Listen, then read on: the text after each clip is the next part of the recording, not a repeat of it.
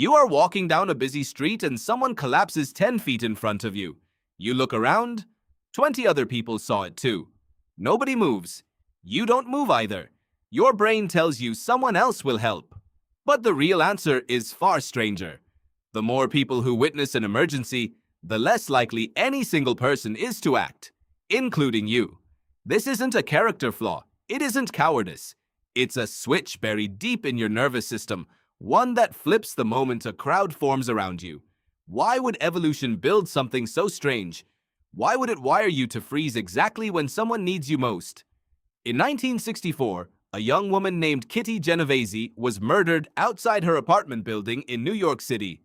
Newspaper reports at the time claimed dozens of neighbors heard her cries and did nothing. Later investigations complicated that story, showing the truth was messier than the headlines. But the case sparked a question that two psychologists couldn't let go of. Latané and Darley wanted to know why people failed to help in emergencies, even when help would cost them almost nothing.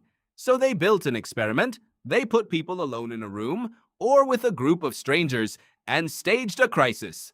Smoke pouring in through a vent. A person in the next room appearing to have a seizure. Then they watched. When someone was alone, they usually acted fast. They reported the smoke. They ran for help. But when there were other people in the room, something changed. The same person, faced with the same emergency, became far more likely to sit still, to wait, to do nothing at all. Latané and Darley called this the Bystander Effect. And inside it, they found two separate forces working against you. The first is called Diffusion of Responsibility. When you're the only witness, the responsibility to act sits entirely on you. There's nowhere for it to go. But add a crowd, and that responsibility splits. It divides itself among every person present, like a bill split at dinner. Somewhere in your mind, a quiet calculation runs. Surely someone else will handle this. Surely it isn't only on me. Multiply that thought by 20 witnesses, and the emergency becomes everyone's problem, which means it becomes no one's problem. The second force is subtler, and in some ways more powerful. It's called Pluralistic Ignorance. Picture yourself in that crowd again. You're not sure if what you're seeing is a real emergency. So you do what humans have always done in moments of uncertainty. You look at everyone else's face for a clue. But everyone else is doing the exact same thing. They're looking at you. They're looking at each other. And because nobody wants to overreact, nobody's face shows alarm. So you read the calm on their faces as proof that everything is fine, even as your own gut says otherwise. The group's silence becomes its own kind of lie, one that every person in it believes because every other person seems to believe it too. Here is where the story gets older than New York City, older than psychology itself. Your ancestors lived in small bands, rarely more than a few dozen people, and almost everyone in that band was known to them.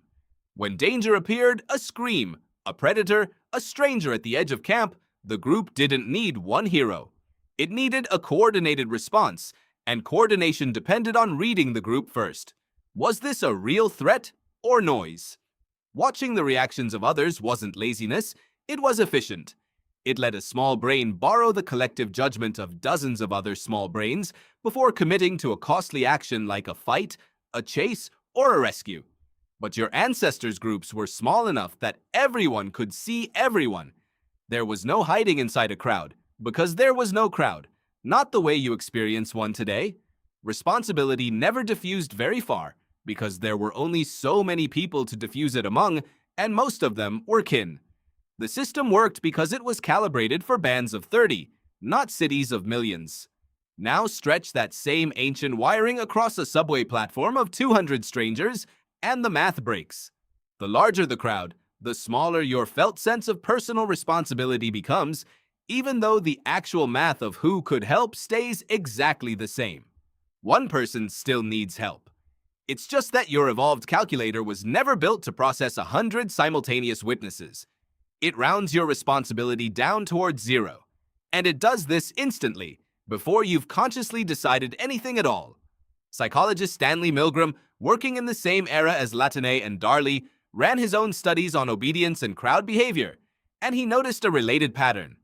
People look to authority and to the visible reactions of others to decide how to act, especially under stress, especially when the right response isn't obvious. His work, controversial as it was, pointed at the same underlying truth. You are not a lone decision-maker moving through the world. You are a social animal, constantly borrowing certainty from the people around you, whether you notice it or not. More recent research has tried to soften the grimmest version of the bystander effect.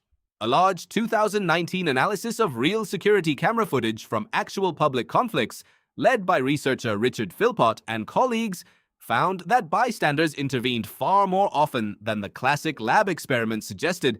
In the majority of recorded incidents, someone stepped in. So the story isn't simply that crowds make people cruel, it's that crowds make the decision to help slower, foggier, and more dependent on someone breaking the silence first. One person's clear action can shatter pluralistic ignorance instantly. The moment a single bystander moves, the ambiguity collapses, other bystanders update their read of the situation, and help often follows fast, which means the bystander effect isn't really about whether people care. It's about a bottleneck, a hesitation built from millions of years spent reading group cues before acting alone. Break the bottleneck, and the ancient hesitation lifts almost immediately.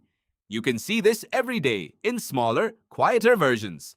A group chat where everyone sees a message asking for help and nobody replies, each person assuming someone more qualified will answer first.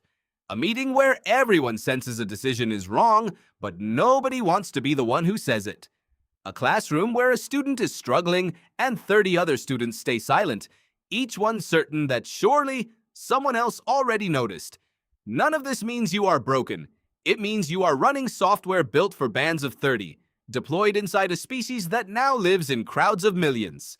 Your instinct to check the room before acting was, for most of human history, exactly the right call. But you are not powerless against it, because now you know the mechanism. The next time you sense hesitation in a group, yours or someone else's, you can ask a different question.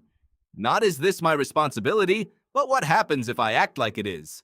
Tonight, you might be one face in a crowd of strangers, waiting to see what everyone else will do, but the real answer is far stranger and far more hopeful than it first appears. The crowd isn't actually deciding not to help. It's simply waiting for someone brave enough to go first. If this made you look at your own hesitation differently, that's the whole point. Hit subscribe. This channel digs into the ancient wiring behind the things you do every day without ever asking why.